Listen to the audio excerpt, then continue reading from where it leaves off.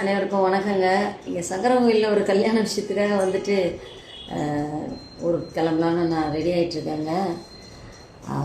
அப்போ கூட நம்ம ஏதாவது நியூஸை பார்த்தா நம்ம சமுதாய அக்கறையோடு சிலது சொல்ல வேண்டிய சூழ்நிலை ஆகிடுது. சட்டம் படித்து நாட்டுக்கு ஏதாவது சேவை செய்யலான்னு சட்டக்கல்லூரியில் பயில்கிற ஒரு மாணவியை 5 பேர் சேர்ந்து அசிங்கம் பண்ணியிருக்கானுங்க. அதில் காலேஜில் படித்த ஒரு 2 பசங்களும் அதில் இன்வால்மெண்ட் ஆகியிருக்கானுங்க. அதே மாதிரி இங்கே ஐஐடிக்குள்ளேயே ஒரு நல்ல பெரிய பெரிய ஆளுங்க படிக்கிற பசங்க, நல்ல மார்க் எடுத்த பசங்க படிக்கிற இடம் அது ஐஐடி சென்னை. அங்கேயும் ஒரு கட்டையை வச்சு அதை மிரட்டானு என்ன தான் மைண்டில் நினச்சிட்டு இருக்கானுங்கன்னு தெரில. ஆம்பளை பசங்க நிறைய பேர். அது எனக்கு எப்படி தெரியுமா வார்த்தை வருது, வார்த்தையை யூஸ் பண்ண முடியல. ஒரு ஆண் உறுப்பு இருந்தால் அதை ஒன்லி ஃபார் அது எப்படி சொல்கிறது, அதை ஒன்லி ஃபார் அந்த விஷயத்துக்கு தான் மட்டும்தான் யூஸ் பண்ணணும்னு நினைக்கிறாங்களா என்னன்னு தெரில.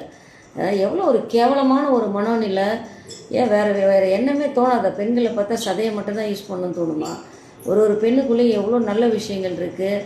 நீங்கள் ஒரு உங்கள் அம்மாவை பார்க்க வேணாம், தங்கச்சியை பார்க்க வேணாம், ஒரு பெண்ணாக பாருங்கள்.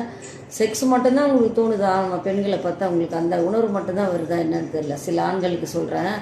பல ஆண்கள் தெய்வமாக இருக்காங்க. இந்த ரேபிடோலெல்லாம் நிறைய இப்போ ட்ராவல் பண்ணுறோம். அவங்கெல்லாம் ஒரு தாயாக தங்கச்சியாக நினச்சி தான் நிறைய ஆண்கள் இருக்காங்க. இதுக்கு சட்டம் மட்டும்தான் இதில் தீர்வு காண முடியுமே தவிர, என்ன மிஞ்சி போனால் ஆயுள் தண்டனை நல்லா சாப்பிட்டு இருக்கலான்ற தைரியத்தில் பண்ணுறாங்க.